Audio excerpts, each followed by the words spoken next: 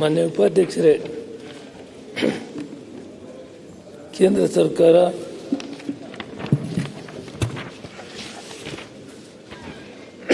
ರಾಷ್ಟ್ರೀಯ ಆಹಾರ ಭದ್ರತಾ ಕಾಯ್ದೆ 2013 ಅಡಿ ಕರ್ನಾಟಕ ರಾಜ್ಯದಲ್ಲಿ 4,1,93,000 ಫಲಾನುಭವಿಗಳು ಮಾತ್ರ ಪಡಿತರ ವಿತರಿಸಲು ಗುರಿಯನ್ನು ನಿಗದಿಪಡಿಸುತ್ತದೆ. ಆದರೆ ರಾಜ್ಯದ 4,50,51,958 ಫಲಾನುಭವಿಗಳಿಗೆ ಆಹಾರ ಧಾನ್ಯವನ್ನು ವಿತರಿಸಲಾಗುತ್ತಿದೆ. ಆದ್ದರಿಂದ ಈಗಾಗಲೇ ಆದ್ಯತಾ ಪಡಿತರ ಚೀಟಿ ಪಡೆದವರಲ್ಲಿ ಅನರ್ಹರನ್ನು ಪತ್ತೆ ಹಚ್ಚುವ ಕಾರ್ಯ ನಿರಂತರವಾಗಿ ನಡೆಯುತ್ತಿದ್ದು, ಅನರ್ಹ ಪಡಿತರ ಚೀಟಿಯನ್ನು ರದ್ದುಪಡಿಸಿದ್ದಲ್ಲಿ ಅಷ್ಟೇ ಪ್ರಮಾಣದ ಹೊಸ ಪಡಿತರ ಚೀಟಿ ನೀಡಲು ಅವಕಾಶವಿರುತ್ತದೆ. ಕಾರಣ, ದಕ್ಷಿಣ ಭಾರತದಲ್ಲಿ ಕರ್ನಾಟಕ ರಾಜ್ಯ ಅತಿ ಹೆಚ್ಚು 60ರಿಂದ 70% BPL ಇದ್ದಾರೆ.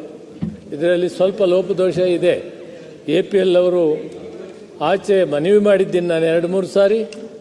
ಯಾರು BPL APL ಅವರು ಈಚೆ ಬಂದರೆ ಇನ್ನಷ್ಟು ಜನ ಬಡವರಿಗೆ BPL ಕೊಡೋಕ್ಕೆ ಅವಕಾಶ ಆಗ್ತದೆ.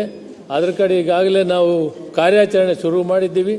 ಆದಷ್ಟು ಬೇಗ ಈ ಕಾರ್ಯಕ್ರಮವನ್ನು ಮಾಡಿ ಸಾಕಷ್ಟು ಜನ APL ಅವರು BPL ಇದ್ದಾರೆ, ಅವರು ಹೊರಗೆ ಬರೋದರಿಂದ ಇನ್ನೂ ಉಳಿದವರು ಯಾರು BPL ಅರ್ಹರಿದ್ದಾರೆ ಅವ್ರಿಗೆ ಕೊಡೋಕ್ಕೆ ಅವಕಾಶ ಮಾಡಿಕೊಡೋಕ್ಕಾಗುತ್ತೆ. ಈ ಕೆಲಸವನ್ನು ನಾವು ಪ್ರಾರಂಭ ಮಾಡಿದ್ದೇವೆ. ಓಕೆ ಅಧ್ಯಕ್ಷೆ, ಆ ಸರ್ವರ್ ಡೌನ್ ರೀತಿ ಮಾನ್ಯ ಸಚಿವರಲ್ಲಿ ವಿನಂತಿ, ಸರ್ವರ್ ಡೌನು ಕೇವಲ ಯಾವಾಗ ಓಪನ್ ಆಗ್ತೈತಿ, ಬರೀ 1 ಅವರ್ ಇರ್ತೈತಿ. ಅದಾದಮೇಲೆ ಈ ಹಾಸ್ಪಿಟ್ಲಿಗೆ ಕ್ಯಾನ್ಸರ್ ಪೇಷಂಟು ಆಕ್ಸಿಡೆಂಟ್ ಆದಲ್ಲಿ ಇಮಿಡಿಯೇಟ್ಲಿ ಅದು ಕಾರ್ಡ್ ಸಿಗ್ತಾ ಇಲ್ಲ.